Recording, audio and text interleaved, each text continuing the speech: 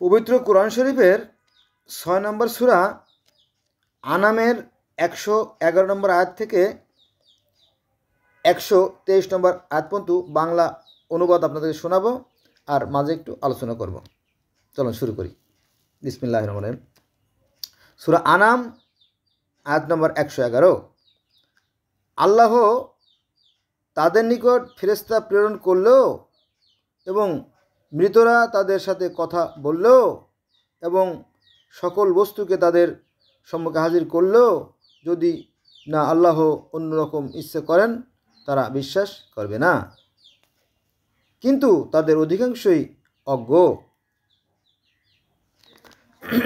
সূরা আনাম আয়াত নম্বর 112। এবং এরূপ মানব ও জিনের মধ্যে শয়তানকে প্রত্যেক নবীর শত্রু করেছি,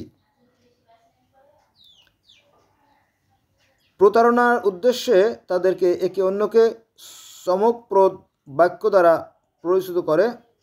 যদি তোমার রব ইচ্ছে করতেন তবে তারা এ করত না। সুতরাং তুমি তাদের এবং তাদের মিথ্যা রচনাকে পরিত্যাগ করো। ভালো করে শুনছেন না? সূরা আনামের 112 নম্বর আয়াতে বলা হয়েছে, এরূপ মানব ও জিনের মধ্যে শয়তানকে প্রত্যেক নবীর শত্রু করেছি। শয়তানকে তাহলে আল্লাহ তো করছে এটা, তাই না? তাহলে আমাদের কি করার আছে, তাই না? আমরা আমাদের থেকে সাবধান থাকার চেষ্টা করতে হবে আর কি, এটা। সুতরাং তুমি তাদের ও তাদের মিথ্যা রচনাকে পরিত্যাগ করো। সূরা আনাম আয়াত নম্বর 113। আর তারা এ উদ্দেশ্যে প্ররোচিত করে যে তারা পরকালে বিশ্বাস করে না, তাদের মন যেন ওর দিকে থাকে এবং ওতে যেন তারা খুশি হয়, আর তারা যা করে তাতে যেন তারা লিপ্ত থাকতে পারে। সূরা আনাম আয়াত নম্বর 114। বলো, তবে কি আমি আল্লাহ ছাড়া অন্যকে সালিস মানব, যদিও তিনি অবতীর্ণ করেছেন তোমাদের প্রতি সুস্পষ্ট কিতাব? যাদের কিতাব দিয়েছি তারা জানে যে ওইটি অর্থাৎ কিতাব তোমার রবের নিকট হতে সত্য সহ অবতীর্ণ হয়েছে, সুতরাং তুমি সন্দিহানদের অন্তর্ভুক্ত হয়ে না। সূরা আনাম আয়াত 115। তোমার রবের বাণী সম্পূর্ণ সত্য ও ন্যায়ের দিক দিয়ে এবং তার বাক্য পরিবর্তন করার কেউ নেই, তিনি সর্বজ্ঞ সর্বশ্রোতা। সূরা আনাম আয়াত নম্বর 116। আর যদি তুমি দুনিয়ার অধিকাংশ লোকের কথা মতো চলো তবে তারা তোমাদের আল্লাহর পথ হতে বিচ্যুত করবে। তারা তো শুধু অনুমানের অনুসারী আর তারা শুধু মিথ্যাই বলে। সূরা আনাম আয়াত নম্বর 117। তার পথ ছেড়ে যে বিপদগামী হয়, নিশ্চয়ই তোমার রব সে সম্পর্কে ভালো জানেন এবং ভালো জানেন কে সৎ পথে আছে। আল্লাহ তো অবশ্যই ভালো জানেন, তাই না? সূরা আনাম আয়াত নম্বর 118। যদি তোমরা তার নির্দেশনে বিশ্বাসী হও তবে যাতে আল্লাহ তার নাম নেওয়া হয়েছে তা আহার করো। সূরা আনাম আয়াত নম্বর 119। আর তোমাদের কি হয়েছে যে আল্লাহ ওর নাম নেওয়া হয়েছে তা আহার করবে না? যদি তোমরা নিরুপায় না হও, তোমাদের জন্য নিষিদ্ধ ও তিনি বিশুদ্ধভাবে বিরুদ্ধ করেছেন। অনেকে অজ্ঞতাবশত অন্যকে বিপদগামী করে, নিজেদের খেয়াল খুশি দ্বারা তোমার রব সীমা লঙ্ঘনকারী সম্বন্ধে সবিশেষ জ্ঞাত। সূরা আনাম আয়াত নম্বর 120। আর তোমরা প্রকাশ্য এবং প্রচ্ছন্ন পাপ বর্জন করো, যারা পাপ করে তাদের পাপের সমুচিত শাস্তি দেওয়া হবে। সূরা আনাম আয়াত নম্বর 121। এবং যাতে আল্লাহর নাম নেওয়া হয়নি তা তোমরা আহার করো না, উহা অবশ্যই পাপ, আর নিশ্চয়ই শয়তান তার বন্ধুদের তোমাদের সাথে বিবাদ করতে প্ররোচিত দেয়। যদি তোমরা তার অনুসরণ করো তবে তোমরা মুশরিক। এখানে দুইটা বিষয় আমরা জানতে পেলাম। একটা হচ্ছে যে যখন আমরা কোনো পশু জবাই দেবো তখন আল্লাহর নামে দেব, আল্লাহর নামে পশু জবাই না দিয়ে আমরা খাবো না। আর একটা বিষয় এখানে জানা গেল যে যারা মুশরিক তারা তো বিভেদ সৃষ্টি করতে চায়, আমরা সেটা করব না, তাই না? এটা কি সূরা আনাম আয়াত নম্বর 112।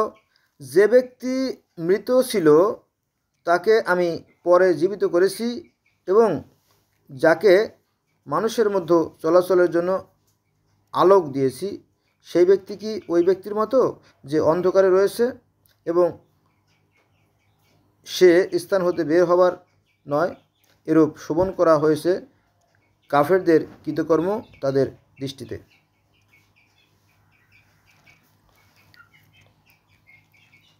এখানে আলো আর অন্ধকারের সাথে তুলনা করা হয়েছে, মানে কাফেররা অন্ধকারে আছে আর যারা ন্যায়পরায়ণ তারা আছে আলোতে। সূরা আনাম আয়াত নম্বর 123, এরূপ প্রত্যেক জনপদে অপরাধীদের প্রদান করেছি, এরূপে প্রত্যেক জনপদে অপরাধীদের প্রদান করেছি এবং তারা সেখানে চক্রান্ত করে, কিন্তু তারা শুধু তাদের নিজেদের বিরুদ্ধে চক্রান্ত করে, কিন্তু তারা উপলব্ধি করে না।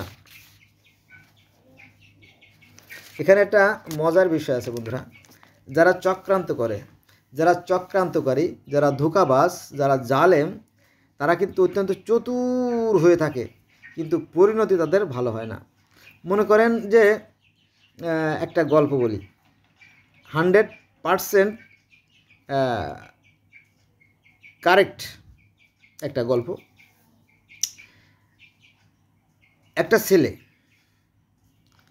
ছেলে, তার মার নাম আছে মিনি। সে করে ঘরে বসে বসে সেলাই মেশিন দিয়ে ওই সায়া, ব্লাউজ, মহিলাদের যে সমস্ত ড্রেস সেগুলো তৈরি করে, আর ওনার হাজব্যান্ড সেগুলো বিক্রি করে। এটা হচ্ছে আপনার ঢাকার মোহাম্মদপুর কাটাসুর একটা জায়গা আছে, মোহাম্মদপুর পাশে, মোহাম্মদপুর যে চৌরাস্তা তার পাশেই কাটাসুর একটা জায়গা আছে, ওই কাটাসুর নামার গলিতে ওই মহিলা করে আর কি, এগুলো বিক্রি করে, অনেক কষ্ট করে আর কি। দুইটা হাজব্যান্ড ওয়াইফ দুজনে কষ্ট করে, কিন্তু ওর ছেলে একটা আছে, সে লেখাপড়া করে না, এলোমেলো ঘোরে। তো অনেক আগের ঘটনা, সম্ভবত 2004 সালের ঘটনা, 4 বা 2006 সালের ঘটনা, এরকম ঘটনা হবে। তো আপনার ওই মোহাম্মদপুর যে সুপার মার্কেট, অর্থাৎ জামিয়া রহমানিয়া যে মাদ্রাসা, বিশাল মাদ্রাসা, বাংলাদেশের অনেকেই চেনে, জামিয়া রহমানিয়া মাদ্রাসা এবং বাস স্ট্যান্ডের মাঝখানে একটা মার্কেট আছে বাঁকা, এভাবে বাঁকা একটা মার্কেট আছে। তো ওই মার্কেটের উপরে গার্মেন্টস আছে। তো এই গার্মেন্টসে যেদিন আপনার বেতন দেব, স্যালারি দেবে, যেদিন বেতন দেবে ওই দিন কিছু সন্ত্রাসী ভিতরে ঢুকে গেছে, যাওয়ার পরে ওরা বলছে টাকা দে।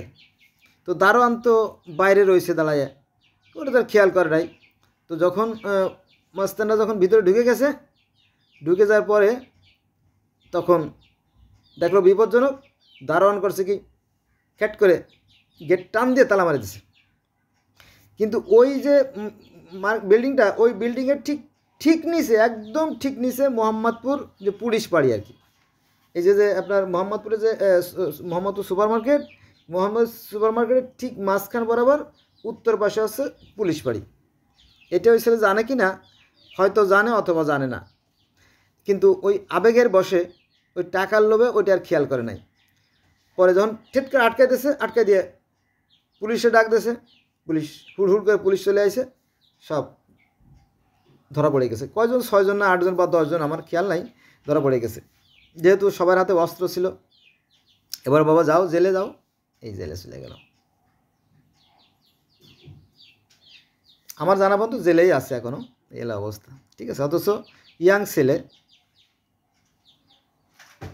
কত সুন্দর, কত উজ্জ্বল জীবন ছিল, একটা কাজ করলে সে কি কাজ, মানে পৃথিবীতে দুঃখ আছে, সুখ আছে, কিন্তু এই লোভ কী করলো, তাকে তার জীবনটা নষ্ট করে দিল, সে এখন জেলে পচতেছে। শতভাগ সত্য অবলম্বনে রয়েছে। তো কারণ আমি তখন ওই এলাকায় ঘোরাফেরা করতাম আর কি, আমি বিষয়টা জানতাম এবং তাদেরকেও চিনতাম। এই যে ছেলের মা বাবা, তাকেও আমি চিনতাম। বহুদিন আগের ঘটনা, এখন কোথায় কি আছে আমি জানি না। এই জন্য যারা জালেম, তারা নিজেরাই নিজেদের জালে জড়িয়ে যাবে, তারা তাদের প্রায়শ্চিত্ত ইহকালেও করবে, পরকালেও করবে। ধন্যবাদ সবাইকে।